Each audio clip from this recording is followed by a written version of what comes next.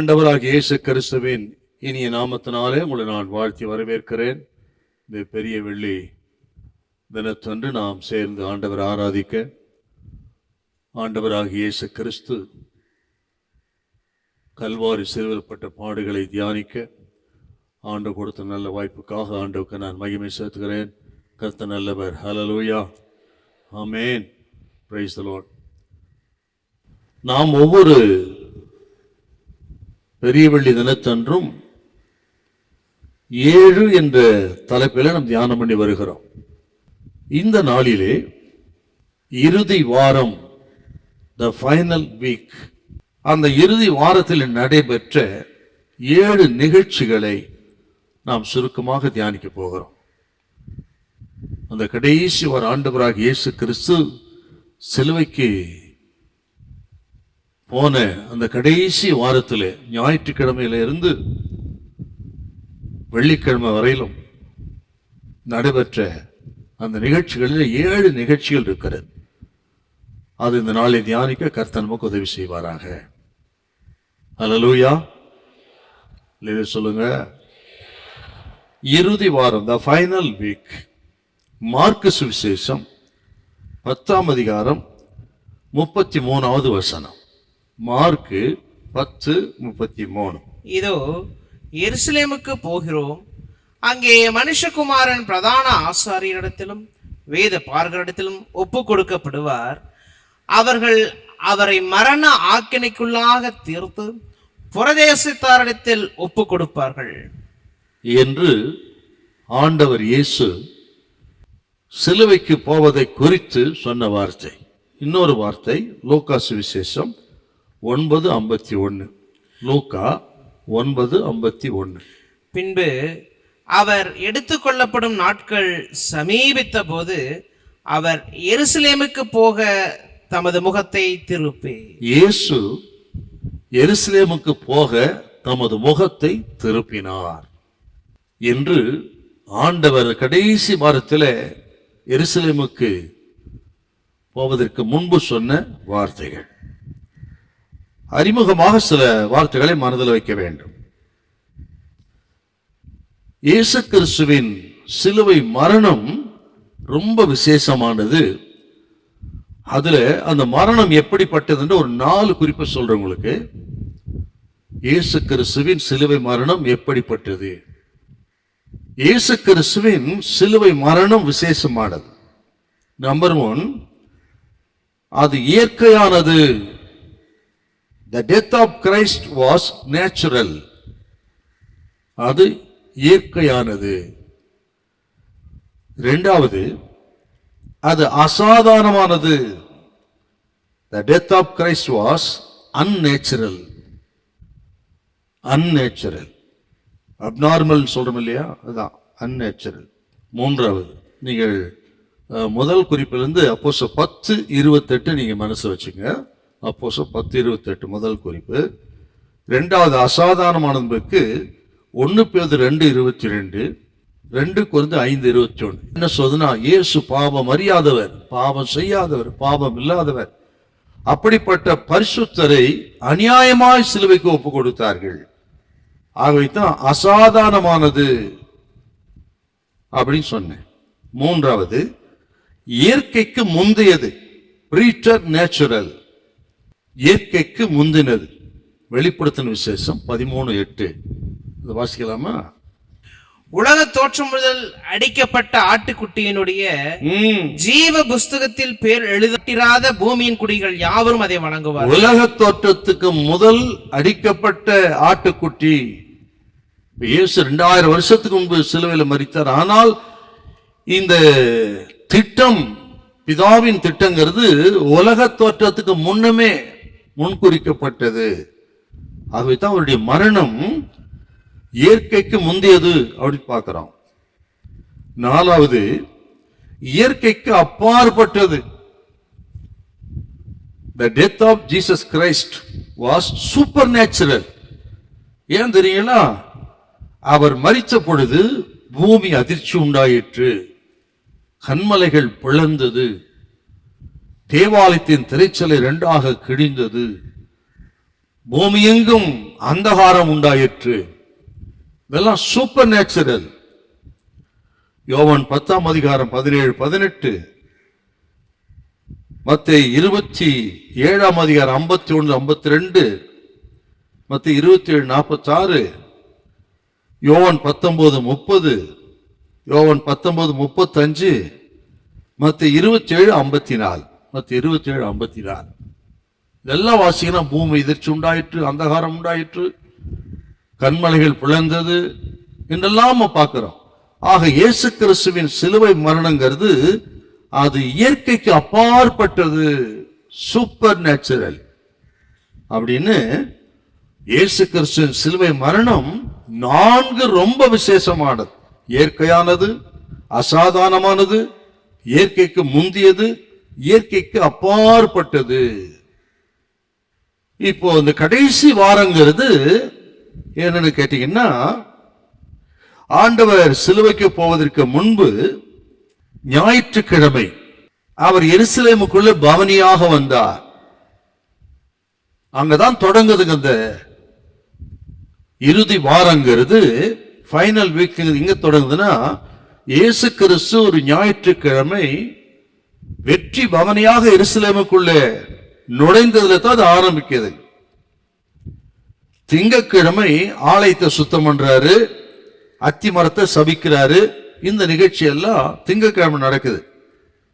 செவ்வாய்க்கிழமை அந்த யூத ரவிமார்கள், வேதபாரகர்கள், பிரதான ஆசார் இவர்களோருக்கு தர்க்கம் பண்றாருங்க.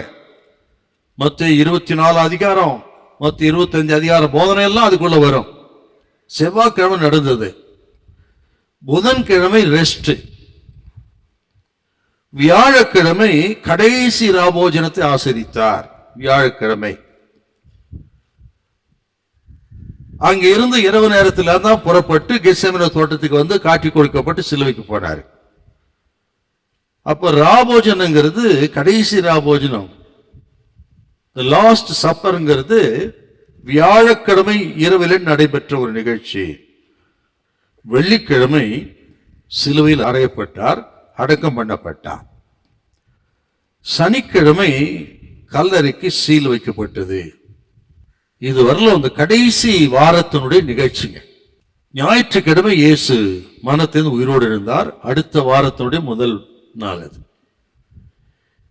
இந்த கடைசி வார நிகழ்ச்சி பார்த்தீங்கன்னா, ஒவ்வொரு நாளும் ஆண்டவர் இயேசு பெத்தானியாவிலே தங்கிவிட்டு, அந்த மார்த்தாள் மரியாள் லாசர் வீட்டில் தங்கிவிட்டு ஒவ்வொரு நாளும் காலையில எருசலேமுக்கு வருவார். நான் சொன்ன இந்த நிகழ்ச்சியெல்லாம் முடித்து விட்டு மாலையில மறுபடியும் பெத்தானியாவில் தங்குவார். பெத்தானியா டு ஜெருசலேம் தான் இந்த ராபோஜன வரையில் நடந்த நிகழ்ச்சி. இயேசு கிறிஸ்துவின் சிலுவை மரணத்தை குறித்து முழு விவரத்தை 4 சுவிசேஷம் நம்ம பார்க்கிறோம். இயேசுவின் பிறப்பை குறித்து 2 சுவிசேஷம் தான் வருது. மத்தேயு சுவிசேஷம், லூக்கா சுவிசேஷம். ஆனால் இயேசு கிறிஸ்துவின் மரணத்தை குறித்து 4 சுவிசேஷம் கூறப்பட்டிருக்குன்னு சொன்னா, இயேசு கிறிஸ்துவின் சிலுவை மரணம் எத்தனை அற்புதமானது பார்க்கணும். ஆண்டவராகிய இயேசு கிறிஸ்து இப்படித்தான் மரிப்பார் என்று அவருக்கு தெரியுங்க.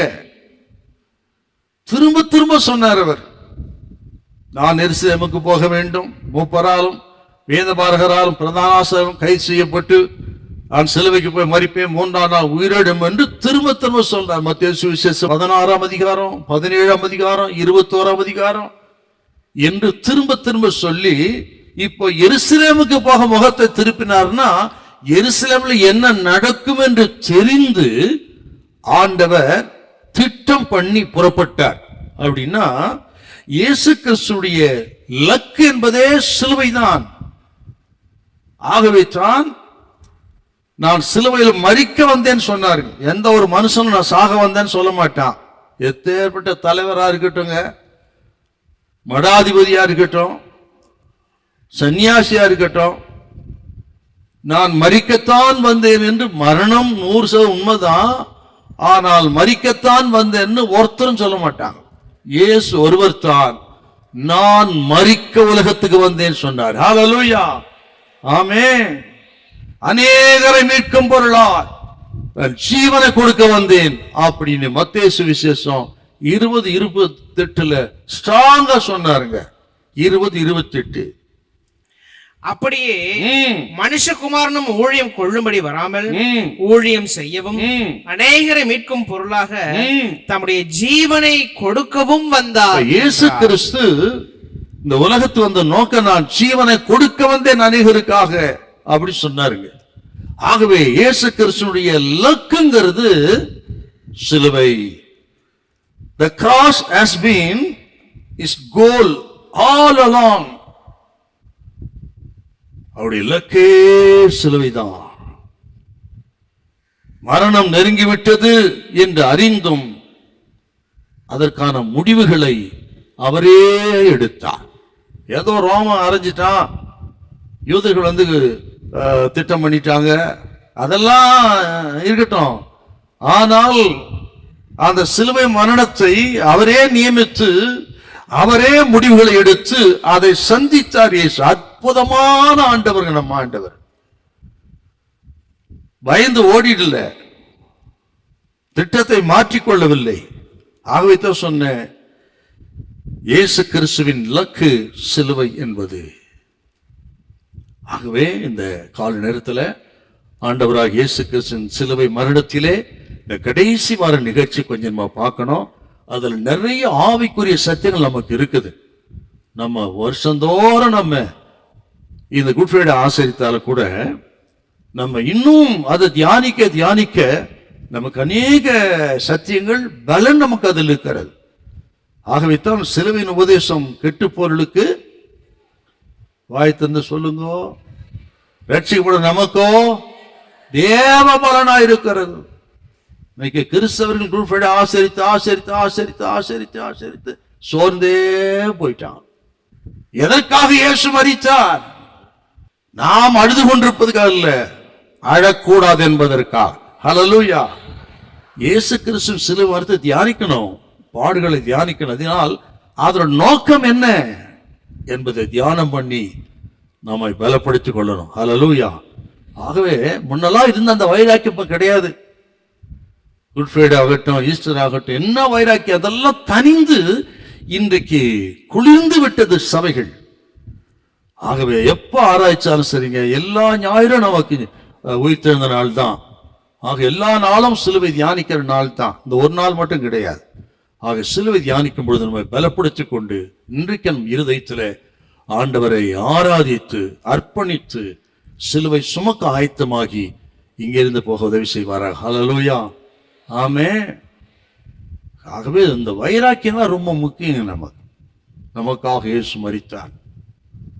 The final week, இந்த கடைசி இறுதி வாரத்துல முதல் இடம், 7 இடம் இருக்குதுங்க. இந்த கடைசி வாரத்தில் நடைபெற்ற நிகழ்ச்சிகள்ல ஆண்டவர் இயேசு சிலுவைக்கு போவதற்கு முன்பு அந்த கடைசி வாரத்துல 7 இடம் அவர் சந்தித்தார். இந்த 4 சுவிசேஷத்தில் எங்கெல்லாம் வருதுன்னு உங்களுக்கு கோட் பண்ணி சொல்லுவேன். இந்த நிகழ்ச்சி 4 சுவிசேஷத்தில் எங்கெல்லாம் வருதுன்னு போட்டிருப்பேன். முதலாவது வெற்றி பவனி, ட்ரையம்பல் என்ட்ரி, வெற்றி பவனி. மத்தேயு சுவிசேஷம் 21ஆம் அதிகாரம் 1 முதல் 9 வசனம். மார்க்கு சுவிசேஷம் 11ஆம் அதிகாரம் 1 முதல் 11 வசனம். லூக்கா சுவிசேஷம் 19ஆம் அதிகாரம் 28 44 வரலாம். யோவான் சுவிசேஷம் 12ஆம் அதிகாரம் 12 முதல் 19 வசனம். இந்த சுவிசேஷ பகுதிகளிலே இயேசு கிறிஸ்து ஞாயிற்றுக்கிழமை வெற்றி பவனியாக எருசலேமுக்குள் நுழைந்த அந்த நிகழ்ச்சி இங்க பார்க்கலாம். நாள் சொல்லுவேன், இடம் சொல்லுவேன், அதையும் குறிச்சுக்கிடு. நாள் ஞாயிற்றுக்கிழமை, இடம் எருசலேம். இந்த வெற்றி பவனி குறித்து சில வார்த்தைகளை மனசில் வைக்கணும். ஆண்டவராக இயேசு கிறிஸ்து அந்த ஞாயிற்றுக்கிழமை பெத்தானியாவிலிருந்து எருசலேமுக்கு வந்தார்.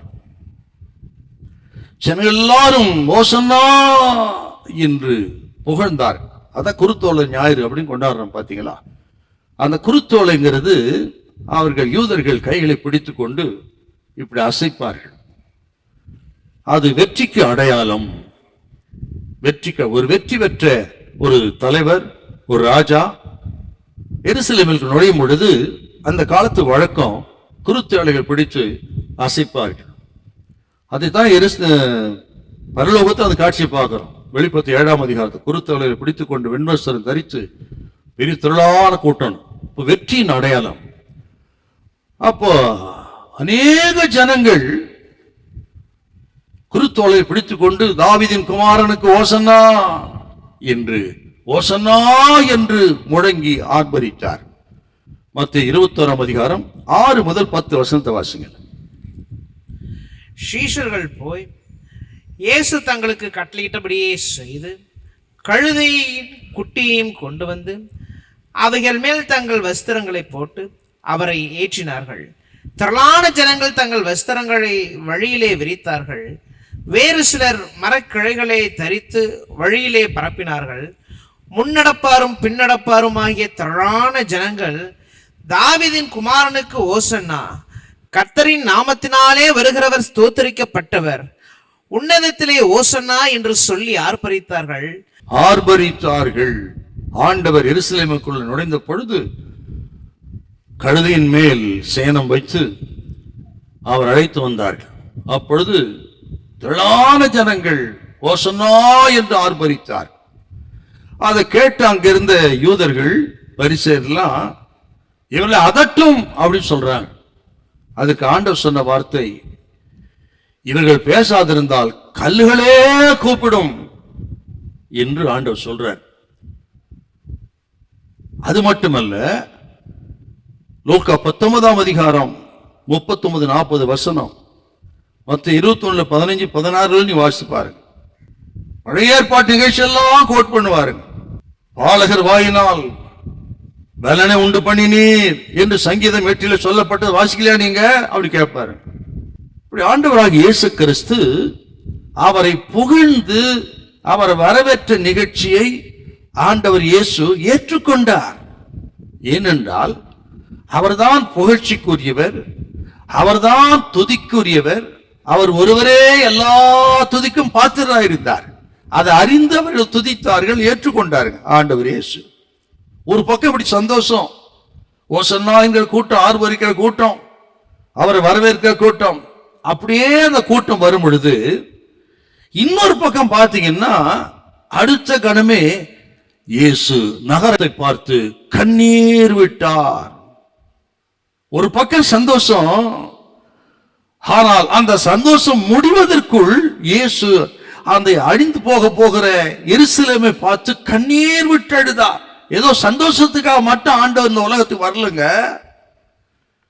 அவர் கண்ணீர் விட்டார். நீங்கள் 19ஆம் அதிகாரம் லூக்கா 41 கொஞ்சம் வாசிக்கல. அவர் சமீபமாய் வந்தபோது நகரத்தை பார்த்து அதற்காக கண்ணீர் விட்டு அழுதார். கண்ணீர் விட்டு இயேசு நாதர் அழுதார். ஒரு பக்கம் சந்தோஷம், அந்த சந்தோஷம் முடிவதற்குள் இயேசு கண்ணீர் விட்டு அழுதார். இன்னொரு விஷயம் என்னன்னா, ஓசன்னா என்று சொன்ன இதே கூட்டம் தான் ஒரே வாரத்துல இவனை சிலுவையில் அறையும் என்று கூக்குரலிட்டா. இதே ஜனதாங்க. லூக்கா சுவிசேஷம் 23ஆம் அதிகாரம் 21 கொஞ்சம் வாசிக்கல. அவர்களோ அவனை சிலுவையில் அறையும் என்று கூக்குரலிட்டார்கள். இந்த ஞாயிற்றுக்கிழமை தான் ஓசன்னா, தாவீதின் குமாரனுக்கு ஓசன்னான்னு சொல்றாங்க. அதே ஆட்கள் வெள்ளிக்கிழமை இவனை சிலுவையில் அறையும். அதே வாய் தான், அதே மனிதர்கள் தான். தாங்க மனுஷன். இன்றைக்கும் அப்படித்தான் கிறிஸ்தவம் இருக்கிறது. நான் புறஜாதியை சொல்லலைங்க. ஆலயத்துக்கு வரும்போது ஓசன்னா, வெளியே போனால் சிலுவையில் அறையும். இயேசுவை மறுதலிக்கிற கூட்டம் இல்லைங்களா? இன்றைக்கு இருக்கத்தான் செய்ய சபையில. என்ன ஆராதனை, எது ஆராதனை, இந்த அச்சமே இல்லாமல் இன்றைக்கு ஆராதிக்கிற கூட்டம். அவர்கள் தான் ஓசன்னா என்று சொன்னவர்கள் சிலுவையில் அறையும் என்று சொன்ன கூட்டம் இன்றைக்கும் இருக்கு கிறிஸ்தவத்தில். இல்லைங்களா? இன்றைக்கு ஓசன்னா அதே கூட்டம் தான் வெள்ளிக்கிழமை சிலுவையில் அறையும். இந்த ஊர்வலத்தை ஆண்டவராக இயேசு கிறிஸ்து வந்த இந்த பவனி, இந்த பவனியை அங்கிருந்த ரோமானிய தலைவன், படைத்தலைவன், 100க்கு அதிபதி, இந்த பவனியை பார்த்திருந்தா அவன் சிரிச்சிருப்பாங்க. ஏன் தெரியல? இந்த ரோமர்கள் அவர்கள் கண்ட பவனிங்கிறது அற்புதமானது. ஒரு தளபதி யுத்தத்தில் ஜெயிச்சு திரும்பி வந்தா பவனி கொடுப்பாங்க. அப்பதான் தங்க தேர்ல அந்த தளபதி உட்கார வைத்து கையில செங்கோலை கொடுத்து விசேஷமான குதிரைகள், ஆண் குதிரைகள் பூட்டப்பட்ட அந்த ரதத்துல வரக்கூடிய ஊர்வலம். 2 பக்கமும் ரோமானிய மக்கள். அவர் சும்மா இருக்க மாட்டாங்க. ஒரு கூட்டம் கைகளில் மலர்களை வைத்து அதை தூக்கி வீசுவார்கள் தளபதிக்கு முன்பு. இன்னொரு கூட்டம் கந்த வர்க்கங்களை வைத்திருப்பார்கள், சுகந்த வாசனையான கந்த வர்க்கங்கள். அதை அவர்கள் வீசுவார்கள். அந்த இடம் முழுவதும் நறுமணமா இருக்கும். ஆரவாரத்தோடு வருவான். அந்த ரதத்துக்கு பின்பக்கத்தில் சிறைபிடிக்கப்பட்ட சிறை கைதிகள் வருவார்கள். ஒரு பக்கம் சந்தோஷம், இன்னொரு பக்கம் துக்கம். அதுதான் பவுல் எழுதுவாருங்க. நீங்க 2 அதிகாரம் பார்த்தீங்கன்னா சோத்திரம், மரண வாசனை ஜீவ வாசனைன்னு சொல்லுவாருங்க அவர். மரண வாசனைங்கிறது அந்த வாசனை, அந்த மக்கள் வீசின வாசனை அந்த சிறை கைதிகளுக்கு மரண வாசனையா இருக்கும். ஆனா மற்ற ஜனங்களுக்கு அது ஜீவ வாசனையா இருக்கும். அதான் கம்பேர் பண்ணுவார். இப்படிப்பட்ட ஒரு பவனியை பார்த்த இந்த ரோமர்களுக்கு இயேசுநாதர் வந்த அந்த பவனி அவனுக்கு அற்பமா இருந்திருக்கும். ஏனென்று கேட்டால், இயேசுநாதர் ஒரு கழுதை குட்டியின் மேல் வந்தார். அதுவும் வாடகைக்கு வாங்கின ஒரு கழுதை குட்டி. அந்த கழுதை குட்டியின் மேல் விரித்த வஸ்திரம் கூட இரவலாய் வாங்கப்பட்ட வஸ்திரம். அதன் மேல் இயேசு. அவர் பின்பற்றுவர் கூட்டம் யாருன்னு பாத்தீங்கன்னா, குருடர்கள், செவிடர்கள், முடவர்கள், ஏழைகள், கலிலேயாவில் இருந்து வந்த விவசாயிகள், பெத்தானியாவில் இருந்த விவசாயிகள். இந்த கூட்டம் தாங்க பின்பற்றி வருது. நல்லா கவனிச்சு பாருங்க. அவர் கழுத மேல வர்றாரு, அங்கேயும் இறாலா வாங்கினது. அவர் பின்பற்ற கூட்டத்தை பார்த்தீங்கன்னா ஒருத்தரும் சொல்றபடி கிடையாது. அது மட்டும் கிடையாது, அந்த கழுதை குட்டி மேல் வருகிற ராஜான்னு சொல்றாங்களே, அப்பா எஸ், அவர் யாருன்னா அழுது கொண்டு இருக்கிறார். எருசலேமை பார்த்து அழுகிறார், உனக்கு கிடைத்த எந்த நாளில் ஆகிலும் சமாதானத்துக்கு ஏதும் நாடு நலமா இருக்கவே, உன் கண்களுக்கு மரமா இருக்கிறதே என்று அந்த ராஜா அழுது கொண்டிருக்கிறார். இதையெல்லாம் பார்க்கும் பொழுது அந்த ரோமானிய படைத்தலைவன் 100க்கு அதிபதிக்கு அற்பமா இருந்திருக்கும். எந்தவித கவர்ச்சியோ ஆரம்பமோ இல்லாத ஒரு பவனி. இன்றைக்கும் கிறிஸ்தவம் என்பது புறஜாதிகளுக்கும் அநேகருக்கும் அற்பமாய் இருக்கிறது. நமது நடைமுறைகள், நமது அர்ப்பணிப்புகள் எல்லாம் அவர்களுக்கு பார்க்க அற்பமா இருக்கிறது. நமது வெற்றி ஆகட்டும், நமது டெஸ்டினேஷன் ஆகட்டும், நமது காரியங்கள் எல்லாம் பார்க்க, நமது டிரெஸ் கோட் எல்லாம் பார்க்க அவர்கள் அப்படித்தான் இருக்குது, அற்பமா இருக்கிறது. அவங்களுடைய கவர்ச்சிங்கிற பேர்ல அவர்கள் உடுத்துகிற உடையை பார்த்தா அது பெருமையா இருக்குது அவங்களுக்கு. நம்ம எல்லாம் அவங்க பார்க்கும்போது அற்பமா, நமது தோற்றம், நமது பேச்சு, நமது டெஸ்டினேஷன், நமது திட்டம், நமது யோசனைகள் எல்லாம் அவருக்கு அற்பமா தான் இருக்கும். அப்படித்தான் இருக்குங்க. ஏன்னா அவர் ரோமானியர்கள், கண் திறக்கப்படாதவர்கள். நாம் கண் திறக்கப்பட்ட நோக்கமுள்ள ஜனம். ஹல்லேலூயா. உங்களை அற்பமா நினைக்கிறாங்களா? உங்களோட தோற்றத்தை வைத்து, குடும்பத்தை வைத்து, டிரெஸ் கோடை வச்சு, உங்களுடைய லைஃப் ஸ்டைல் வைத்து அநேகர் உங்க சொந்த பந்தமே கூட ஆத்மா நினைக்கட்டும். அன்னைக்கே ரோமர்கள் நினைத்தால் அப்படி இயேசு வெற்றி பவனியை. இந்த பரிசேயர்கள் வேத பாரகர் ரோமர்கள் யாருன்னு கேட்டா வேதத்தை அறியாத, வேதம் தெரியும்னு சொல்றான் அந்த வேத பாரகன். ஆனால் அந்த வேதம் நிறைவேறி கொண்டிருக்கிறது என்பதை அறியாத மூடர்கள். இவருக்கு பேர் தான் ஆவிக்குரிய குருட்டாட்டம் உள்ளவங்க.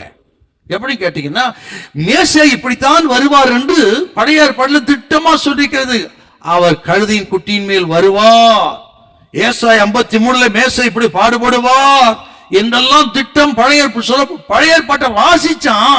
ஆனா அது நடக்கும் போது அதை ஏத்துக்கிறல. அவன் தான் ஆவிக்குரிய குருட்டாட்டம் உள்ளவே. சகரியா 9ஆம் அதிகாரம் 9வது வாசிக்க பார்க்கலாம். சகரியா 9:9. சீயோன் குமாரத்தியே மிகவும் கழிவுறு, எருசலேம் குமாரத்தியே கம்பீரி, இதோ உன் ராஜா உன்னிடத்தில் வருகிறார், இதோ உன் ராஜா உன்னிடத்தில் வருகிறார். அவர் நீதியுள்ளவரும் ரட்சிக்கவரும் தாழ்மையுள்ளவரும் கழுதையின் மேலும் கழுதை குட்டியாகிய மரியின் மேலும் ஏறி வருகிறவருமாயிருக்கிறார். நம்ம ராஜா கழுதையின் மேலும் கழுதை குட்டியின் மேல் வருகிற ராஜா என்று பழைய ஏற்பாட்டில் சொல்லி இருக்குதுங்க. அது இப்ப நடக்குது. ஆனால் அது அறியாத மூடர்களா இருந்தார்கள். ஆகவே தான் ஆவிக்குரிய குருட்டாட்டம் உள்ளவர்கள், ஸ்பிரிச்சுவல் பிளைண்ட்னஸ். சங்கீதம் 118:26 கொஞ்சம் வாசிங்க. 118:26. கர்த்தருடைய நாமத்தினாலே வருகிறவர் ஸ்தோத்திரிக்கப்பட்டவர், கர்த்தருடைய ஆலயத்திலிருந்து உங்களை ஆசீர்வதிக்கிறோம். கர்த்தருடைய நாமத்தில் வருகிறவர் ஸ்தோத்திரிக்கப்பட்டு, அதுதான் நடக்குது. ஓசன்னா. ஆனால் வேதத்திலே சொல்லப்பட்டபடி நடக்குதே, அதை பார்க்கக்கூடிய கண்கள் இல்லாமல் அந்த ராஜாவையே அவர்கள் சிலுவைக்கு ஒப்பு கொடுத்தார்கள்னா ஆவிக்குரிய குருட்டாட்டம் உள்ள ஒரு ஜனம். வேதத்தை அறிந்தும் அந்த வேதம் நிறைவேறி கொண்டிருக்கிறது என்பதை ஏற்றுக்கொள்ளாதவன் தான் ஆவிக்கு குருட்டாட்டம் உள்ளவன். நல்லா கவனிக்க, நான் சொல்றேன், ஒவ்வொரு வார்த்தை அண்டர்ஸ்டாண்ட் பண்ணணும், நீங்க அண்டர்லைன் பண்ணணும்.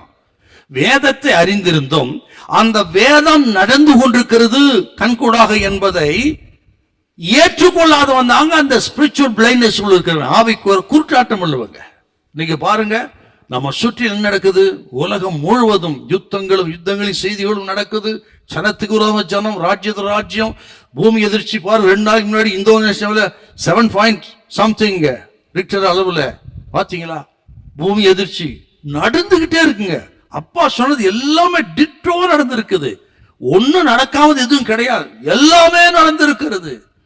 ஆனாலும் வேதம் தெரியும் அவங்களுக்கு இப்படிதான் நடக்குது. ஆனா நடந்து கொண்டிருக்கிறதை அறியாத கிறிஸ்தவன் இருக்கிறானே, அவன் தாங்க ஆவிக்குரிய குருட்டாட்டம் உள்ள, வேற எங்க கிடையாது. அவன் இவர்களெல்லாம் நடக்கும் பொழுது வருகைக்கு ஆயத்தமாகணுமே, பரிசுத்தம் பண்ணிக்கிடணுமே, வேதம் நிறைவேறுகிறது என்று சொல்லி ஏற்றுக்கொள்ளாதவர்கள் இருக்க. வாலிப தம்பி தங்கச்சி நல்லா கவனிக்கணும், என்ன நடக்குது பார்க்கணும். எல்லாம் நடந்து வருகிற ரொம்ப சமீபம், இன்னும் வந்து சுத்திட்டு இருக்கப்படாது இல்லையா? என்ன வந்து இத்தனை 1000 பேரை ஃபாலோ பண்றாங்க. வெக்கக்கேடு, வெக்கக்கேடு உனக்கு. எதுக்கு ஃபாலோ பண்றான்? 20,000 பேர் உன்ன ஒழுங்க வேதத்தை படி, ஆண்டவரை ஃபாலோ படு. இவ்வளோ 1000 வியூவர்ஸ் இருக்காங்க, எல்லாம் ஃபாலோ பண்றாங்க. எதுக்கு ஃபாலோ பண்ண? அப்படியே ஆசிட் ஊத்துறதுக்கு தான். கவனமா இருக்கணும். ஆவிக்குரிய பிள்ளைகள் உலகத்துக்கு வெளிச்சமா தெரிஞ்சு கொள்ளப்பட்டிருக்கிறோம், கண் திறக்கப்பட்டவர்கள். இன்னும் உலகத்தார் வந்தா எப்படிங்க? எத்தனை வருஷம் குட் ஃப்ரைடே ஆதான் புரோஜனம் கிடையாது. கவனிக்கணும். இவர்களை பாருங்கள், வேதம் நிறைவேறி கொண்டிருக்கிறது.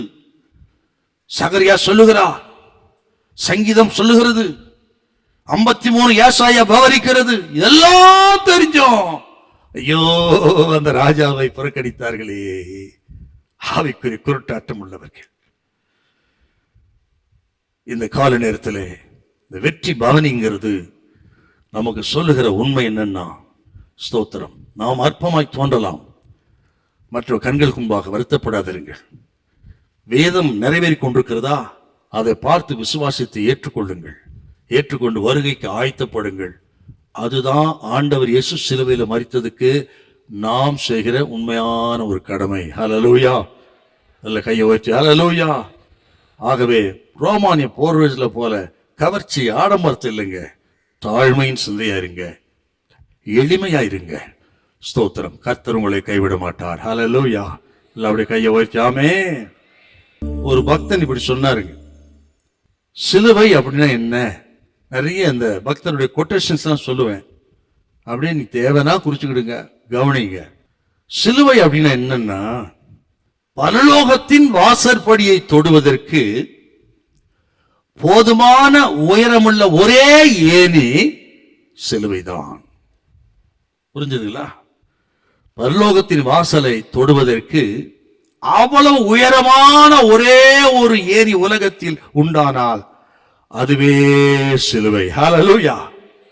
The cross is the only ladder high enough to touch heaven's threshold. பரலோகத்தை போய் இட்டி பிடிக்கணும்னா வேற எந்த வழியும் அல்ல, சிலுவை உண்டே. ஹல்லேலூயா. இல்ல கை உயர்த்தி ஹல்லேலூயா. இரண்டாவது 7வது வாரத்தில் நடைபெற்ற 2வது நிகழ்ச்சி இறுதி ராபோஜனம், the last supper, இறுதி ராபோஜனம். மத்தேயு சுவிசேஷம் 26ஆம் அதிகாரம் 17 முதல் 19 வசனம். மார்க்கு சுவிசேஷம் 14ஆம் அதிகாரம் 12 முதல் 16 வசனம். லூக்கா 22ஆம் அதிகாரம் 7 முதல் 13 வசனம். யோவான் சுவிசேஷம் 13ஆம் அதிகாரம் 1 முதல் 20 வசனம். 4 சுவிசேஷங்களிலும் இந்த இறுதி ராபோஜனத்தை குறித்து சுவிசேஷர்கள் எழுதி வைத்திருக்கிறார்கள். இடம் எருசலேம், நாள் வியாழக்கிழமை. ஆரம்பத்தில் சொன்னது போல திங்கட்கிழமை, செவ்வாய், புதன்கிழமை ரெஸ்ட், வியாழக்கிழமை இப்போ நடக்குது நிகழ்ச்சி ராபோஜனம். அதாவது திங்கள் முதல் இந்த ராபோஜன நிகழ்ச்சி நடக்கிற வரலும், வியாழக்கிழமை வரலும், மத்தேயு 21ஆம் அதிகாரம் 10 இருந்து 26ஆம் அதிகாரம் 16 வரை நடந்த நிகழ்ச்சிகள். திங்கள் முதல் வியாழன் ராபோஜனத்துக்கு முன்பு வரை நடந்த நிகழ்ச்சி தான் மத்தேயு 21 10 இருந்து மத்தேயு 26 16 வரலாம். அதாவது அத்திமரத்தை சபிக்கிறாரு, சனகரி சங்கத்தோடு தர்க்கம் பண்றாரு, சதிசேயர் பரிசேயர் இந்த உயிர்த்தெழுதல் குறித்து வாக்குவாதம் பண்றாங்க, ஏழை விதவை காணிக்கை கொடுக்கிறது, அவளை கர்த்தர் உயர்த்தி பேசுறது, 10 கன்னிகைகள் ஓமை, இது எல்லாமே இந்த நாட்கள்ல நடந்த நிகழ்ச்சி. திங்கள்ல இருந்து வியாழக்கிழமை வரலாம். அப்புறம் மரியாள் இயேசுவின் பாதத்திலே தைலம் பூசி ஆராதனை செய்து விவரமெல்லாம் திங்கள் முதல் இந்த வியாழவரல் நடக்குது. பொது வியாழக்கிழமை ஆண்டவர் இரவு நேரத்திலே இந்த மாலையிலே ராபோஜனத்தை ஆசரித்தார் எருசலேமில் ஒரு மேல் வீட்டு அறையில். அது ஜான் மார்க் வீடு என்று சொல்லுகிறார்கள். அது கன்ஃபார்மா நமக்கு தெரியாது, அதனால இப்படி இருக்கலாம். ஜான் மார்க் வீடு தான். ஜான் மார்க் தான் ரொம்ப வசதியான பார்ட்டி. அப்போ எருசலேமில் இருந்தார். அவங்க வீட்டில் தான் பேதுரு சிறைச்சாலை இருந்த பொழுது விசுவாசிகள் கூடி ஜெபித்தான்னு அப்போஸ்தலர் 12 வாசிக்கிறோமே, அந்த இடம் தான். பெந்தெகோஸ்தே பரிசுத்த ஆவி இறங்கி வந்தார் மேல் வீட்டார்ல, அந்த இடம் அதுதான் என்பது பொதுவான பாரம்பரிய கருத்து. அது மனசுல இருக்கட்டும். ஆண்டவராகிய இயேசு கிறிஸ்து வியாழக்கிழமை இந்த பஸ்காவை ஆசரிப்பதற்காகவே எருசலேமுக்கு வந்தார். ஏன்னு கேட்டீங்கன்னா, ஆண்டவராகிய இயேசு கிறிஸ்து இருந்த நாட்கள் பழைய ஏற்பாட்டின் காலம். பழைய ஏற்பாட்டு காலத்துல பிரமாணம் இப்படி ஒவ்வொரு இஸ்ரவேலனும் அவர்கள் பஸ்காவை ஆசரிக்க வேண்டும், இது தலைமுறை தோறும் உள்ள கட்டளை அப்படி கர்த்தர் சொல்லிட்டார். ஏற்கனவே யாத்திராகமம் 12ஆம் அதிகாரம் இது தலைமுறை தோறும் நீங்கள் கடைபிடிக்க வேண்டியும் சொல்லிட்டார்கள். நீங்கள் 29 இருந்து 35 வரலாம். மோசே சொல்லியிருந்தபடி இஸ்ரவேல் ஜனம் எகிப்தியருடைய வெள்ளியுடன் பொருளும் கேட்டு வாங்கினாங்க. அவர் சொல்லிட்டு 40 வசனம் பாருங்க. இஸ்ரவேல் புத்திரர் எகிப்திலே குடியிருந்த காலம் 430 வருஷம். 430 வருஷம் முடிந்த அன்றைய தினமே கர்த்தருடைய சேனைகள் எல்லாம் எகிப்து தேசத்திலிருந்து புறப்பட்டது. 31 கூட மனசுல வைங்க. அப்படி இந்த 12ஆம் அதிகாரம் முழுவதுமே ஆண்டவர்கள் கொடுத்த கட்டளை. நீங்கள் அதை நினைவு கூற வேண்டும், பண்டிகை ஆசரிக்க வேண்டும். 14வது வசனம். அப்புறம் 16வது வசனம், 1ஆம் நாள் பரிசு சபை கூடணும், 7ஆம் நாள்ல பரிசுத்த கூட இருக்க வேண்டும். என்று ஆண்டவர் பிரமாணத்தை எழுதி வச்சிட்டார் யாத்திரா 12ஆம் அதிகாரத்தில். அதை ஆண்டவர் அந்த பிரமாணத்தின்படி ஆசரிக்கும்படியாக இப்பொழுது எருசலேமுக்கு வந்திருக்கிறார். சீஷர்கள் என்ன பண்றாங்கன்னா, இந்த ராபோஜனத்துக்கு தேவையான சகல பொருட்களை ஆயத்தம் பண்றாங்க. என்ன வேணும்? ஈசோப்பு செடி வேணும், கசப்பான கீரை வேணும், புளிப்பில்லா அப்பம் வேணும், அப்புறம் ஒரு ஆட்டுக்குட்டியை தெரிந்து கொண்டு, இவங்க இஷ்டப்படி ஆடிக்கூடாது, ஆட்டுக்குட்டிய அவங்க இருக்கிற இடத்துல அடிக்கூடாது. அந்த ஆட்டுக்குட்டியை கொண்டு போய் எருசலேமில் ஆசாரி கையில் கொடுத்து, ஆசாரி அதை வெட்டி ரத்தம் சிந்தி தோல் உரித்து அந்த பாகத்தை நம்ம கையில் கொடுப்பார். அப்படி தோல் உரித்து கொண்டு வந்து அதை சுட்டு ஆயத்தம் பண்ணணும். இத்தனை வேலைகளையும் சீஷர்கள் ஆயத்தம் பண்ணி இப்போது ராபோஜனம் தொடங்குகிறது.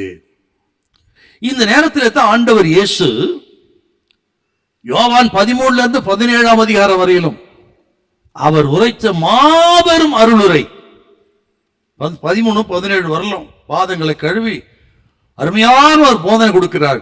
ஆசாரித்த ஜெபமெல்லாம் அதில் தான் வருது. இப்படி ராபோஜனத்தின் பொழுது எல்லாம் ஆயத்தப்படுத்தி விட்டு ஆண்டவர் அவர்களுக்கு ஒரு போதனை கொடுத்தார். அதன் பிறகு இயேசு ஜெபித்தார். அந்த ஜெபத்துல ஒண்ணு அற்புதமானது 17ஆம் அதிகாரம். அப்புறம் சொன்னாரு, உலகத்தில் உங்களுக்கு உபத்திரம் உண்டு, ஆகில தினங்கொள்ள நான் உலகத்தை ஜெயிச்சேன் அப்படின்னு அற்புதமான ஒரு ஸ்டேட்மெண்ட் சொன்னார். சொல்லிட்டு சீசர் எல்லாரும் பார்த்து கொண்டிருக்கும் பொழுது அவர் எழுந்து நின்று அரை கட்டி கொண்டு ஒரு சீரை கையில் எடுத்து பாத்திரத்தை எடுத்து தண்ணீரினால் சீசரின் பாதங்கள் எல்லாம் கழுவினார்கள். இந்த நிகழ்ச்சி சீசர்களுக்கு மிகுந்த ஒரு அதிர்ச்சியான ஒரு நிகழ்ச்சிங்க. நீங்க 13ஆம் அதிகாரம் 3-5 வசனம் அப்படியே என்னோட கூடவே நீங்க என்ன பண்ணணும்னா, மேல் வீட்டார்ல இருந்து இறங்கி என் கூடவே வரணும். நீங்க எது வரலாம்? சில வரல வரணும். இன்னைக்கு பாருங்க 13:3-5. தம்முடைய கையில் பிதா எல்லாவற்றையும் ஒப்பு கொடுத்தார் என்பதையும் தாம் தேவனிடத்தில் வந்ததையும் தேவனிடத்திற்கு போகதையும் இயேசு அறிந்து போஜனத்தை விட்டு எழுந்து வஸ்திரங்களை கழற்றி வைத்து ஒரு சீலையை எடுத்து அறையிலே கட்டிக்கொண்டு பின்பு பாத்திரத்தில் தண்ணீர் வார்த்து சீஷுடைய கால்களை கழுவவும் தாம் கட்டி கொண்டிருந்த சீலையினால் துடைக்கவும் தொடங்கினார். இதை கண்டு சீஷர்கள் அதிர்ச்சி அடைந்தார்கள். ஏன்னா இது அந்த நாட்களிலே இது ஒரு கேவலமான செயல். இது அடிமைகள் செய்கிற வேலை. இது ஆகவே தான் அடிமையின் ரூபம் எடுத்து மனுஷனாகி சிலுவையின் மரணம் வந்து பவுல் எழுதுறாரு பாருங்க. அது இந்த நிகழ்ச்சி வச்சுதான் சொல்றாரு அடிமையின் ரூபம் எடுத்ததுன்னு.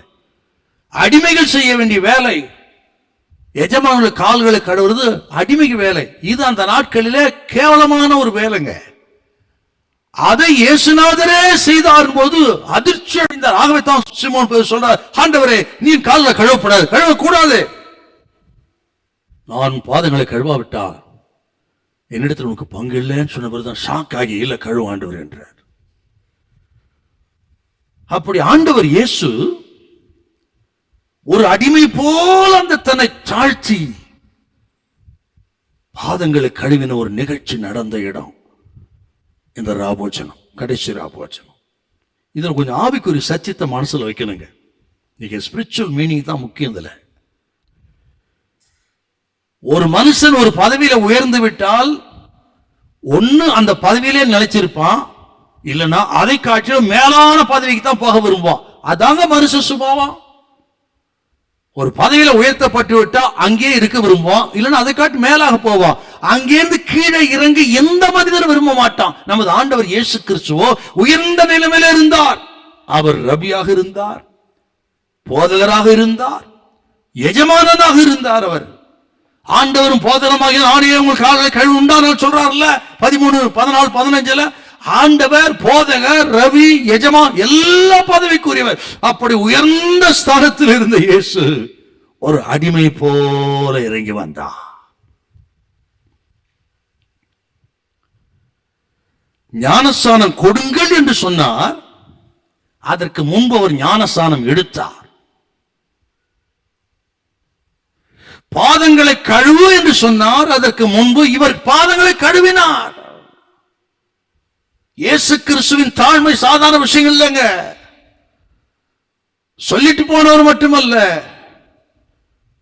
ஞானஸ்நானம் கொடுங்கள் என்று சொன்ன முதலாவது ஞானஸ்நானம் பெற்று நீதி நிறைவேற்றினார். இன்னைக்கு ஞானஸ்நானம் பெறாத கிறிஸ்துவ நிறைய இருக்கிறாங்க, நம்ம சபையிலே இருக்கிறாங்க. எவ்வளோ போதிச்சாச்சு. கவனிங்க, எஜமான், ரபி, குரு என்னவும் சொல்லுது அப்பாவை. அப்பேற்பட்ட அப்பன் இயேசுவே யோவான் இடத்துல அவருக்கு வழியை ஆயத்தம் பண்ண வந்த ஒரு சாதாரண ஒரு தீர்க்கதரிசி அவரிடத்திலே போய் ஞானஸ்நானம் பெற்றார். கலிலேயராயிருந்து வந்த மீனவர்கள் கால்களை கழுவினார்னா, ஓ, இயேசு கிறிஸ்துவின் தாழ்மைக்கு அளவே இல்லை. சிலுவையின் மரணம் தாழ்த்தினார்னா அந்த தாழ்மை நமக்கு வேணும், இருக்கான்னு பார்த்துக்கிடுங்க. இல்லையா? கொஞ்சம் படிச்சுட்டா போதும், கொஞ்சம் வேலை கிடைச்சிட்டா போதும், யாரையுமே மதிக்கிறது கிடையாது, ஒருத்தரையும் மதிக்கிறது இல்லை. வாலிப பிள்ளைகள் கவனிக்கணும், கர்த்தர் எவ்வளவுதான் உங்களை உயர்த்தினாலும் சரி, தாழ்த்துங்கள், தேவன் உயர்த்தி கொண்டே இருப்பார். இல்ல கையை உயர்த்தி ஹல்லேலூயா, ஆமென். ஆக கிறிஸ்தவத்தில் இன்னைக்கு காணாமல் போயிருக்க விஷயம் இந்த தாழ்மை. இயேசுவை பாருங்கள். தாழ்மைங்கிறது மனத்தாழ்மைங்க. தாழ்த்தணும் எல்லா நிலைகளிலும்.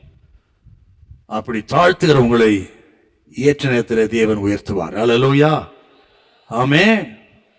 பெருமையுள்ளவர்களுக்கு எதிர்த்து நிற்கிறார், தாழ்மையுள்ளவருக்கோ கிருபைக்கு தாழ்த்த தாழ்த்த கிருபை கொடுத்துக்கிட்டே இருப்பாருங்க. உங்களுக்கு எவ்வளவாய் தாழ்த்த முடியும் அவ்வளவாய் தாழ்த்துங்க. இயேசுநாதர் பரலோகத்தில் இருந்தவர், தேவனாயிருந்தவர், தேவனோடு கூட இருந்தவர், எல்லாவற்றை விட்டு இறங்கி பூலோகத்துக்கு வந்து சீசை கழுனார்னா தாழ்மைக்கு அளவே கிடையாது. ஆகவே தாழ்த்துங்கள், தாழ்த்துங்கள், தாழ்த்துங்கள். மதர் தெரசா சொன்னாங்க,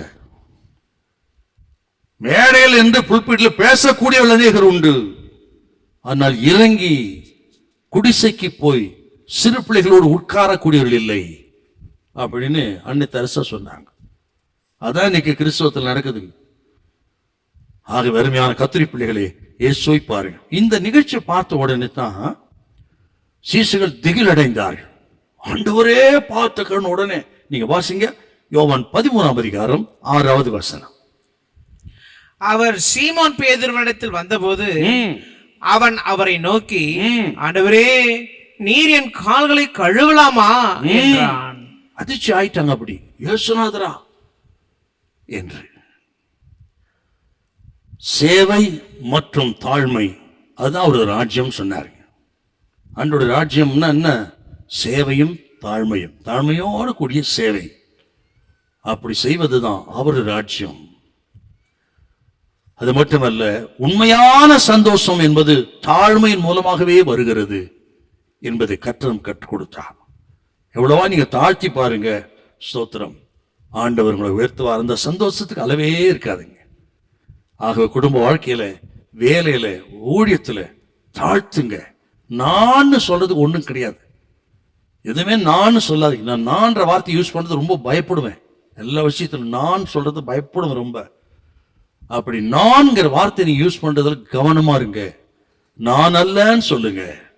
நான் அல்ல கிறிஸ்துவே, நான் அல்ல இயேசு, நான் அல்ல கிருபை. பவுல் சொன்ன வார்த்தைங்க இல்லையா? கர்த்தராகிய இயேசு கிறிஸ்துவின் அறிவை மேன்மை அடைவதற்கு நான் எல்லாவற்றையும் நஷ்டமும் குப்பையுமா எண்ணுகிறேன். எனக்கு குப்பையா என்றன்னா இது கூட எவ்வளவு தாழ்மை வேணுங்க நமக்கு. ஆகவே தாழ்த்துங்கள். இன்னொரு பக்தன் இப்படி சொன்னார். அடுத்த கொட்டேஷன் உங்களுக்கு. நான் ரட்சிக்கப்படுறதுக்கு என்ன செய்யணும் அப்படின்னு ஒருத்தன் வந்து கேட்கிறான்.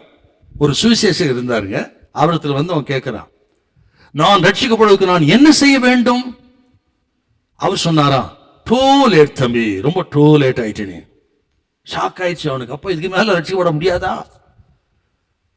நான் ரட்சிக்கப்பட என்ன செய்ய வேண்டும் அப்படின்னு கேட்கிறான்.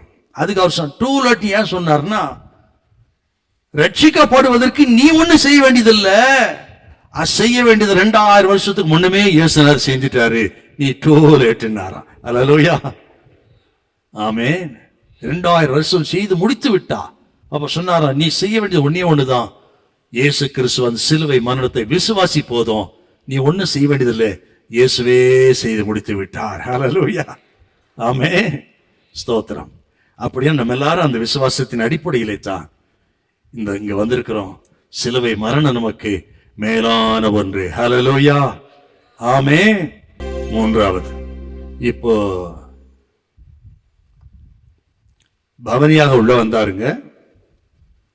அடுத்தது ராபோஜனத்துக்கு என்று மேல் வீட்டு அறைக்கு போகினார். அங்கே இருந்து இறங்கி ஆண்டவர் கெத்செமனேக்கு வருகிறார். அங்கேதான் ஆண்டவர் காட்டி கொடுக்கப்படுகிறார். மூன்றாவது காட்டி கொடுத்தல், பெட்ராயல். மத்திய 26 அதிகாரம் 47-56 வசனம். லூக்கா 22 அதிகாரம் 47-53 வசனம். மார்க்கு சுவிசேஷம் 14 அதிகாரம் 43-52 வசனம். யோவான் சுவிசேஷம் 18 அதிகாரம் 2-14 வசனம். இந்த பகுதிகளிலே ஆண்டவர் இயேசு கிறிஸ்துவை யூதாஸ் காரியோத் காட்டி கொடுத்தான் என்கிற நிகழ்ச்சி இங்க வருது. இடம் கெத்செமனே, நாள் வெள்ளிக்கிழமை. இந்த காட்டி கொடுத்த நிகழ்ச்சி நம்ம எல்லாருக்குமே பழக்கமான ஒரு வேத போதை. ஆண்டவர் இயேசு மேல் வீட்டறையில ராபோஜனத்தில் இருக்கும் பொழுது இன்னொரு ஷாக் நியூஸ் ஒன்று சொன்னாரு. ஒன்னு பார்த்த கழுனாரு, இன்னொரு சீசனுக்கு ஏற்றுக்கொள்ள முடியாத ஒரு ஷாக் நியூஸ், பாம்செல் அப்படி சொல்லுவாங்க பாத்தீங்களா, ஒரு ஷாக் நியூஸ் ஒண்ணு. என்னன்னா, உங்களில் ஒருவன் என்னை காட்டி கொடுப்பான். அங்கதான் சொல்றாரு. யோவான் சுவிசேஷம் 13 அதிகாரம் 21 வசனம். இயேசு இவைகளை சொன்ன பின்பு ஆவியிலே கலங்கி உங்களில் ஒருவன் என்னை காட்டி கொடுப்பான் என்று மெய்யாகவே உங்களுக்கு சொல்லுகிறேன் என்று சாட்சியாக சொன்னார் என்று சீசர்கள் சற்றும் எதிர்பாராதபடிக்கு இப்படிப்பட்ட ஒரு வார்த்தையை சொல்றாரு. உங்களில் ஒருத்தன் காட்டி கொடுப்பான்னு சொல்லல அவரு. அப்படின்னா கூட கொஞ்சம் இதுவா இருந்திருக்கான். உங்களில் ஒருவன் சொன்ன உடனே ஷாக் ஆயிட்டாங்க. ஷாக் ஆகி யோவான் 13:22 கொஞ்சம் வாசிங்க. 13:22. அப்பொழுது யாரை குறித்து பேசுகிறாரோ என்று சீஷர்கள் ஐயப்பட்டு ஒருவரை ஒருவர் நோக்கி பார்த்தார்கள். இப்ப மத்தேயு 26:22 வாசிங்கள. 26:22. அப்பொழுது அவர்கள் மிகவும் துக்கமடைந்து அவரை நோக்கி ஆண்டவரே, நானோ என்று ஒருவராய் கேட்க தொடங்கினார்கள். துயரமடைந்து துக்கப்பட்டு ஆச்சரியப்பட்டு அவர்கள் நானோ என்று சொன்னார். அந்த நேரத்தில் துணிக்கு தோத்து ஆண்டு கொடுத்தாரு. யூதாஸ் வெளியேறினான். நீங்கள் யோவான் 13 அதிகாரம் 26-27 யூதாஸ் வெளியேறினான் வரும். அவன் ஏன் காட்டி கொடுத்தாங்க? யூதாஸ் எதுக்கு காட்டி கொடுத்தான்? அங்கதான் நம்ம வாழ்க்கை இருக்குது. 3 காரணங்களுக்காக யூதாஸ் காட்டி கொடுத்தான். கெத்செமனே தோட்டத்துக்கு வந்துட்டாங்க. இப்போ கெத்செமனேன்றதை அடுத்த குறிப்பிட்டு பார்க்கலாம். காட்டி கொடுத்து மட்டும் பார்ப்போம். யூதாஸ் ஏன் இயேசு கிறிஸ்துவை அந்த ரோம போர் சேவர்கள், தேவாலயத்து சேவர்கள் எல்லாரும் கூட்டி கொண்டு வந்து இயேசுநாதரை கெத்செமனே தோட்டத்தில் காட்டி கொடுத்தான். முத்தத்தினால் காட்டி கொடுத்தான். ஏன் காட்டி கொடுத்தான்னா 3 ரீசன் இருக்குது. ஒன்னு, அவனது பண ஆசை. அவன் பண ஆசை. எப்படி அவன் பண ஆசை உள்ளவன் பார்த்தீங்கன்னா, நீங்கள் மத்தேயு சுவிசேஷம் 26 அதிகாரம் 14-15 வாசிங்கள. அந்த மரியாள் செய்த அழகான ஒரு ஆராதனையில அவன் பண ஆசை உள்ளவன் வெளிப்படுத்துறாங்க. மத்தேயு சுவிசேஷம் 26:14-15.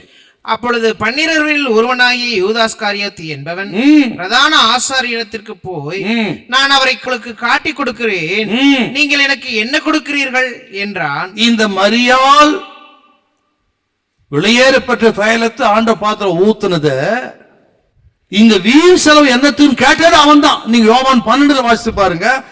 மத்திய 26 சீசர்கள் எல்லாரும் சொன்னார்னு இருக்கும். ஆனா யோவான் தான் திட்டமா சீசர்கள் யார் சொன்னான்னு வரும். யோவான் சுவிசேஷம் நீங்கள் 12ஆம் அதிகாரம் யோவான் 12ல நீங்க வாசிங்க பார்க்கலாம். 5வது வசனம் 4:5 அப்பொழுது அவருடைய சீஷரில் ஒருவனும் அவரை காட்டிக் கொடுக்க போகிறவனுமாகிய சீமோனுடைய குமாரனாகிய யூதாஸ் காரியோத்து இந்த தைலத்தை 300 பணத்துக்கு விற்று தரித்திரருக்கு கொடாமல் போனதென்ன என்றான். அப்படின்னு சொன்னவன் அவன்தான். அப்படி சொல்லிட்டு தான் இயேசுவை காட்டிக் கொடுப்பதற்கு அந்த பிரதான ஆசாரியர் 30 வெள்ளிக்காசு வாங்கினான். பண ஆசை உள்ளவன்.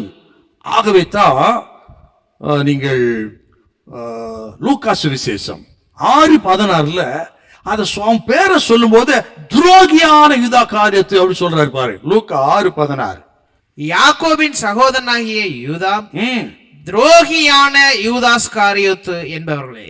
அப்படி பண ஆசை உள்ள துரோகி. அப்ப முதல் பண ஆசை. பண ஆசை பாருங்க. ஒரு சீஷனா இருந்தவனே இயேசுநாதரையே காட்டி கொடுக்க துணிந்ததுன்னா பண ஆசை அத்தனை மோசமானதுங்க. ஆகவே தான் 1 தீமோத்தேயு 6ஆம் அதிகாரத்துல 7 முதல் 11 வசனம் பாருங்க. நீங்கள் பண ஆசை இல்லாமல் இருங்கள். பண ஆசை எல்லா தீமைக்கும் வேறா இருக்கிறது. தங்கள் விசுவாசத்தை விட்டு அநேக விலகி இருக்குதா இல்லையா? வாசி பார்க்க 1 தீமோத்தேயு 6ஆம் அதிகாரம் 7-11. உலகத்தில் நாம் ஒன்றும் கொண்டு வந்ததும் இல்லை, இதிலிருந்து நாம் ஒன்றும் கொண்டு போவதுமில்லை என்பது நிச்சயம். உண்ணவும் உடுக்கவும் நமக்கு உண்டாயிருந்தால் அது போதும் என்று இருக்க கடவோம்.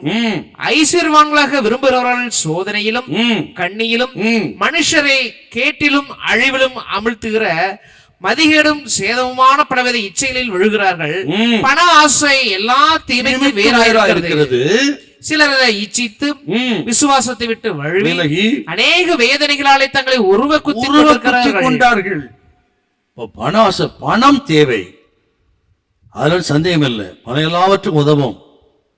ஆனால் பண ஆசை, பொருள் ஆசை, பொருளாசை அதை உடைய உயிரை வாங்குமா. நீதிமொழி 1 அதிகாரத்தில். ஆகவே கர்த்தருடைய பிள்ளைகள் இன்னைக்கு பாருங்க, பணம் இல்லாதவர்களும் நல்ல ஜெபம் உபவாசம் ஆலயத்து வர்றது எல்லாம் நடக்கும். பணம் வந்த பிறகுதான் அந்த பின்மாற்றமே நமக்கு தொடங்குது. ஆகவே இருக்கிறது போதுன்னு நினைங்க. இல்லாததுக்காக ரொம்ப நொந்து அதை தேடி இருக்கிறத இழந்துடாதீங்க. கர்த்தர் கொடுத்தா வாங்கிடுங்க, சந்தோஷமா இருங்க. ஆக அவனை போல இல்லை இவனை போல இல்லை என்று பண ஆசை கொள்ளாதிருங்கள். ஒரு பக்தன் சொன்னாரு, தேவைக்கு பணம் இருந்தால் கர்த்தர் சொன்னதை செய்வோம், தேவைக்கு மீறி இருந்தா கர்த்தர் சொல்லாதெல்லாம் செய்வோம். இன்னைக்கு ஊழியக்காரங்க வாழ்க்கையில் நடக்கிறது அதுதான். மிதமிஞ்சின பணம். ஆகவே என்ன செய்யுதுன்னே தெரியாம இல்லாத பொல்லாத்தலாம் இன்றைக்கு செய்யறான் இல்லைங்களா? ஊழியக்காரன் சாதாரண ட்ரெஸ் போடாதா 50 லட்சத்துக்கு கோட்டு வாங்கி போடணுமா சொல்லுங்க? பணம் இருக்குனால இல்லைன்னா. ஆகவே தான் அந்த பக்தன் சொன்னது எவ்வளோ அற்புதமான வார்த்தை. தேவைக்கு பணம் இருந்தால் கர்த்தர் சொன்னதை செய்வோம், தேவைக்கு மீறி இருந்தால் கர்த்தர் சொல்லாதெல்லாம் செய்வோம். ஆக தேவைக்கு பணமா சந்தோஷப்படுங்க, கொடுத்தா வாங்கிக்கிடுங்க. நான் சொல்லுகிறேன், கர்த்தர் உங்களை நம்பிட்டாருன்னா எத்தனை கோடி கொடுத்தாலும் அவர் விட்டு போக மாட்டீங்கன்னு நம்பிட்டாருன்னா கோடி கோடியா கொடுப்பாருங்க உங்களுக்கு. ஆமே, நம்பலன்னா கொடுக்க மாட்டாருங்க. ஆகவே எப்பொழுதும் அளவுக்கு பணமா போதும், பரலோகம் போய் சேருவோம். அல்லேலூயா. கையை உயர்த்தி ஆமே. பண ஆசை. 2வது ஏமாற்றம், வெறுப்பு. ஏமாற்றம், வெறுப்பு. யூதாஸ் ஏன் ஏமாற்றம்? இவர் ரோமர் கையிலிருந்து அற்புத அடையாளங்களினாலே ராஜ்யத்தை பிடுங்கி யூதருக்கு கொடுப்பார்னு நம்பி இருந்தாமே. செலவுத்துக்கள் இருந்தாங்க அந்த நாட்கள்ல. இன்றைக்கு இருக்க விடுதலை புலிகள் மாதிரி செலவுத்துக்கள். செலவுத்தே என்னப்பட்ட சீமோன்னு அப்போ சொன்னாதிகாரத்தை வாசிகர் பாருங்க. அந்த இயக்கமே ரோமர் கையில் இருந்து ராஜ்யத்தை பிடுங்கி தாங்கள் ஆளுகை செய்ய வேண்டும்ங்கிறது தான் விடுதலை இயக்கம். அது அதே அவர் இருந்திருக்கிறான் அப்படின்னு ஒரு பாரம்பரியம் இருக்கிறது. ஆக அவனுக்கு இயேசுவை என்ன நம்புறான்னா, இவர் தன் அற்புத அடையாளத்தினால ரோமருக்கு இருந்து விடுதலை வாங்கி கொடுப்பார் நம்புறான். ஆனால் இவரோ சிலுவைக்கு அர்ப்பணித்ததுனால ஏற்றுக்கொள்ள முடியல. வெறுப்பு, ஏமாற்றம் அவரை காட்டி கொடுக்க துணிந்து விட்டான். தான் விரும்புகிறபடி இயேசு இல்லை என்பதனால் வந்த வெறுப்பு இல்லையா? நம்ம விரும்புறது போல கர்த்தர் செய்யலாம், அந்த வெறுப்பு நமக்கு வருது. நம்ம ஜெபம் கேட்கப்படல, நம்ம ஆசை நிறைவேறல, நமது விருப்பம் நிறைவேறலன்னா ஆண்டவர் மேல வெறுப்பு. அதுதான் யூதாசுங்க. ஆகவே தான் நாம் விரும்புறது வழி அல்ல, அவர் விரும்புவது போல ஏற்றுக்கொள்ளுங்கள், அது உங்களுக்கு ஆசீர்வாதம். ஹல்லேலூயா, ஆமென், ஸ்தோத்திரம். மட்டுமல்ல, இயேசுநாதர் இப்படி மரிப்பார்னு அவன் நினைச்சிருக்க மாட்டான். ஏன்னா இவ்வளவு அற்புதமூர்த்தி மரிப்பாரா என்றெல்லாம் நினைச்சிருப்பாங்க. மூன்றாவது, இப்படி செய்வதன் மூலம், காட்டி கொடுப்பதன் மூலம் சிலுவைக்கு போகிற அந்த பாதையை கர்த்தர் மாற்றிக்கொள்வார்னு நினைக்கிறான். காட்டி கொடுத்து விட்டா சிலுவைக்கு போற பாதையை மாத்திடுவாரு என்றெல்லாம் நினைச்சு காட்டி கொடுக்கிறான். ஆனால் இயேசு சிலுவைக்கு போவதே தனக்காக இருந்தார். ஹல்லேலூயா. இதுல இருந்து ஒரு சில சத்தியங்களுக்கு மனசுல வைக்கணும். நாம் இயேசுவை மாற்ற முடியாது, நாம் தான் அவர் கேட்டது போல மாற வேண்டும். ஹல்லேலூயா, புரிஞ்சுங்களா? ஆண்டவரே மாத்த நினைக்கிறான் சிலுவைக்கு போற பாதையவே. ஆனால் இல்லை, இயேசு உலகத்தை வந்து சிலுவைக்குத்தான். ஆகவே நாம் இயேசுவை மாற்ற முடியாது, நாம் தான் மாற வேண்டும். கவனிக்கணும், எல்லாருக்கும் ஒரு வார்த்தை அது, நம்ம தான் மாறணும் பிரதர், நம்ம தான் மாறணும். ஆண்டவரை மாத்தணும் விழா அப்படியே ஜெபிக்காதீங்க, நான் திட்டத்தை ஆண்டவர் மாத்திக்கிடுவாரு என்றெல்லாம் உங்க சுய இச்சை ஆசைக்காக அவரை வளைக்க நினைக்காதீங்க. நீங்க தான் மாறணும். அடுத்தது, நமது நோக்கங்களுக்காக இயேசுவை பயன்படுத்த முடியாது, அவரது நோக்கத்துக்காக நாம் பயன்பட விட்டுவிட வேண்டும். புரியுதுங்களா? நமது நோக்கங்களுக்காக அவரை பயன்படுத்த முடியாது, அவரது நோக்கங்களுக்காக நம்மை பயன்படுத்த விட்டுவிடுங்கள். இரண்டாவது ஆலோசனை நமக்கு, ஆண்டவரே நீ யூஸ் பண்ணுங்க சாமின்னு சொல்லி என்னானாலும் பரவாயில்ல அர்ப்பணிக்கிற ஒப்பு கொடுங்க, அவர் பயன்படுத்துவாரு. அடுத்த ஒரு சத்தியம், இதுல ஆண்டவரை விட எல்லாம் எனக்கு தெரியும்னு நினைக்காதீங்க. முடிவு யூதாஸ்குரியது. அவன் 4 கொண்டு செத்தான். மொத்தம் 27ஆம் அதிகாரம் 1 முதல் 4 வசனத்துல அந்த 30 காசு கொண்டு போய் இயேசு மரண ஆக்கினைக்கு தீர்க்கப்பட்டான் அறிந்து அந்த பிரதான ஆசிரியத்தில் போய் அவன் அந்த காசு கொடுத்தான். அவர் வாங்க மறுத்தான். அது எனக்கு எங்களுக்கு என்ன ஓம் பாடின்னு சொல்ல அந்த காசை கொண்டு போய் அவன் தேவாலயத்தில் எரிந்து விட்டு குற்ற மனசாட்சி பாதிக்கப்பட்டதனால அவன் 4 கொண்டு செத்தான். பாத்தீங்களா? இதெல்லாம் நமக்கு பாடம். நமக்கு எல்லாம் எனக்கு தெரியும், ஆண்டவரோட தெரியும் நினைக்கூடாது, அவரை மாற்ற நினைக்கூடாது. நாம தான் மாறணும். நமது நோக்கங்களுக்கு அவரை பயன்படுத்த முடியாது, அவர் நோக்கங்களுக்காக நாம் பயன்பட விட்டுவிட வேண்டும். எல்லாவற்றையும் யோதாஸ் மூலம் படிக்கிறோம். அதுதான் காட்டி கொடுக்கப்பட்ட அன்று. சிலுவையை பொறுமையுடன் முழுமையான பணிவன்புடன் சுமந்தால் முடிவில் அது உங்களை சுமக்கும். சிலுவையை பொறுமையுடன் பணிவுடன் சுமந்தால் முடிவில் அது உங்களை சுமக்கும். Carry the cross patiently and with perfect submission, and in the end it shall be carry you. ஆக சிலுவை சுமந்தா அது உங்களை சுமக்கும். இல்லையா? அப்படின்னா நிந்தை, அவமானம், போராட்டம் இவைகளை சுமக்க நீங்க ஆயத்தமா இருந்தா ஒரு நாள் வரும் சிலுவை உங்களை சுமக்கும். ஹல்லேலூயா. நல்ல கையை உயர்த்தி ஆமென், ஸ்தோத்திரம். ஆகவே நிந்திக்கப்படலாம், அவமானப்படுத்தப்படலாம், நீங்கள் விரும்பாதது நடக்கலாம், விருப்பத்துக்கு மாறா நடக்கலாம், அதை பொறுமையா ஏற்றுக்கொள்வதுதான் சிலுவை. அதை நீங்கள் இன்றைக்கு சுமக்க ஆயத்தமா இருந்தால் கர்த்தர் நீங்க சொல்றாருங்க, சிலுவை ஒரு நாள் உங்களை சுமக்கும். ஹல்லேலூயா. உங்கள் தாழ்மைக்குரிய பலன் உங்களுக்கு வரும், உங்கள் கீழ்ப்படுதலுக்கான பலன் வரும், நிந்தை அவமானத்துக்குரிய பலன் கிடைக்கும். இன்றைக்கு நிந்தையோடு அவமானத்தோடு நீங்கள் ஒரு நாள் வரும், அதற்குரிய பலனை கொடுத்து உங்கள் தலைகளை தேவன் உயர்த்துவார். ஹல்லேலூயா. இல்ல கையை உயர்த்தி ஹல்லேலூயா. ஆமென். Praise the Lord.